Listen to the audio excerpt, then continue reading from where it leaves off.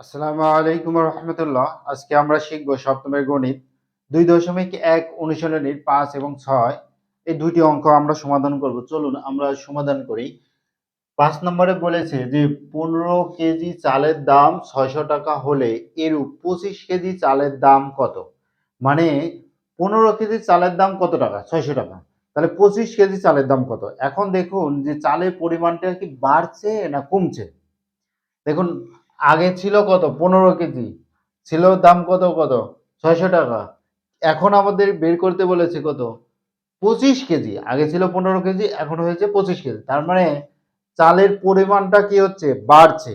তার মানে আমরা বুঝতে পারছি টাকার পরিমাণও কি হবে? বাড়বে। এইখানে বলেছে যে 25 কেজি চালের দাম কত? আমরা কি জানি যে 25 কেজি চালের দাম কত? আমরা জানি না, সেটাই তো বের করব। তো চলুন এটা আমরা ধরে নেই যে 25 কেজি চালের দাম ক টাকা বা এক্স টাকা, যেটা ধরতে কোনো সমস্যা নেই। তো চলুন আমরা শুরু করি। কত নাম্বার? 5 নাম্বার। ধরি বা এখানে লিখতে পারেন মনে করি। ধরি বা মনে করি একই কথা। ধরি 25 কেজি চালের দাম 25 কেজি চালের দাম কত টাকা? ক টাকা। আমরা এটা ধরে নিলাম। এখন আমরা কি করব? দেখুন এখানে 15 কেজি, এটা কি পরিমাণ, আবার 25 কেজি এটা কি পরিমাণ। সেই কারণে লিখব যে চালের পরিমাণের অনুপাত, পরিমাণের অনুপাত সমান কত? সমান আমাদের চালের দামের অনুপাত। আমরা যেটা বের করব সেটা চালের দামের অনুপাত। এখন দেখুন চালের পরিমাণ, তার মানে প্রথমে কত কেজি ছিল? 15 কেজি। অনুপাত কত কেজি বের করতে হবে? 25 কেজির। আচ্ছা, এটা আমরা বুঝলাম। এবার চালের দাম 15 কেজি চালের দাম কত? দেখুন 600 টাকা। আমরা লিখলাম, অনুপাত দিলাম, কত বের করতে হবে? 25 কেজি। 25 কেজির কত? ক টাকা। আমরা জানি অনুপাত মানেই কি? ভগ্নাংশ না? তাহলে 15 বাই কত? 25 সমান কত? 600 ভাগ কত? ক। এখন এটাকে ক্রস গুণন অথবা আড়াআড়ি গুণ করেন, কত হবে দেখুন। 15 দ্বারা ক কে গুণ করলে কত হবে? 15 গুণন ক, 15 ক সমান আমাদের কি হবে দেখুন, এইভাবে গুণ করেছি, তারপর এইভাবে গুণ করতে হবে। 25 গুণন কত? 600। আমরা লিখলাম 25 গুণন কত? 600। এবার এইখানে দেখুন আমাদের 15টা কি আছে? গুণ আকারে আছে। তার মানে এই পাশে আমাদের ভাগ আকারে হবে। আমরা ভাগ আকারে লিখলাম। কার ভাগ আকারে লিখবো? যে এইখানে যেটা ছিল সেটা। তাহলে 25 গুণন কত? 600। এখন 15 দ্বারা 600-কে কাটলে কত হবে? 40 হবে। 4×60 আর এই শূন্য, তাহলে কত হবে? 40। এখন ক সমান 25 আর 4 গুণ করলে কত হবে দেখুন। 4×25=100 আর হলো আর একটা শূন্য, তার মানে কত টাকা? 1000 টাকা। তার মানে আমরা বুঝতে পারছি যে কত কেজি? 25 কেজি চালের দাম 1000 টাকা। 25 কেজি চালের দাম কত টাকা? 1000 টাকা। আশা করছি এই অঙ্কটা বুঝতে পেরেছেন। এবার আমরা কত নম্বর অঙ্কটি সমাধান করব দেখুন। এবার আমরা কত নম্বর অঙ্কটি সমাধান করব? 6 নম্বর অঙ্কটি সমাধান করব। চলুন আমরা 6 নম্বর অঙ্কে কি বলেছে আগে দেখে নিই। 6 নম্বর অঙ্কে বলেছে একটি গার্মেন্টস ফ্যাক্টরিতে দৈনিক, তার মানে একদিনে কতটি শার্ট তৈরি করে? 550টি শার্ট তৈরি করে। কতদিনে? একদিনে 550টি শার্ট তৈরি করে।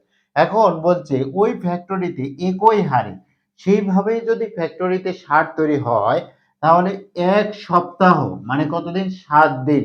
7 দিনে কতটি শার্ট তৈরি করে? মানে 7 দিনে কতটি শার্ট তৈরি করে? মানে একদিনে 550টি শার্ট তৈরি হয়। দৈনিক মানে কি? একদিন।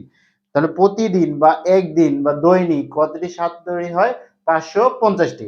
বলছে যে 1 সপ্তাহ মানে কত? 7 দিন। 7 দিনে কতটি শার্ট তৈরি হয়? এখন এই প্রশ্নে লেখা আছে 1 সপ্তাহ। এখানে কি লেখা আছে যে 1 সপ্তাহ সমান কতদিন? লেখা নাই। সে কারণে আমরা এটা ধরে নিই, বা এটা আমরা জানি, বা এমনিও লিখতে পারেন যে 1 সপ্তাহ সমান কতদিন? 60 দিন। এটা তো আমরা জানি। এবার আমরা কি করব, ধরবো। ধরি 7 দিনে, কেন ধরবো দেখুন, এক সপ্তাহে কতটি সার তৈরি করে, তার মানে আমরা তো জানি না, আমাদের তো এটা বের করতে হবে। সেই কারণে লিখি 7 দিনে কটি সার তৈরি করতে পারে বা এক্স টি সার তৈরি করতে পারে। এখানে কয় লিখি, কটি সার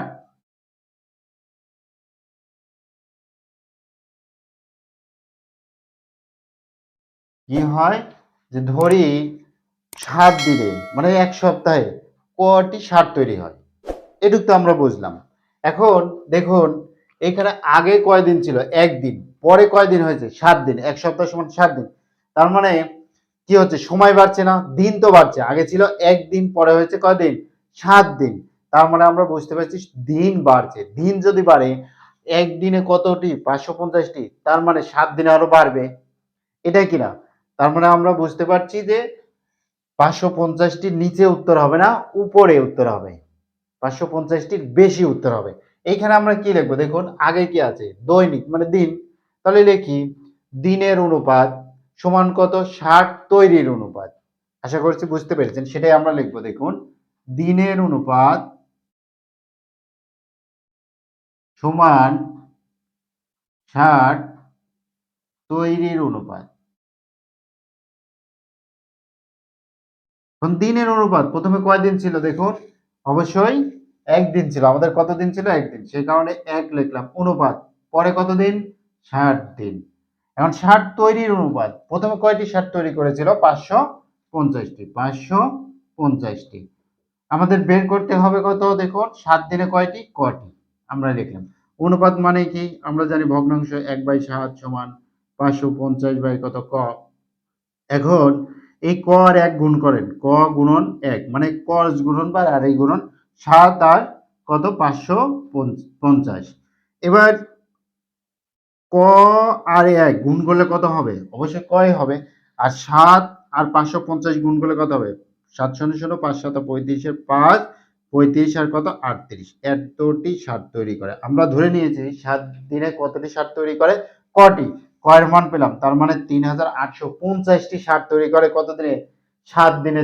আমরা সেটা লিখব।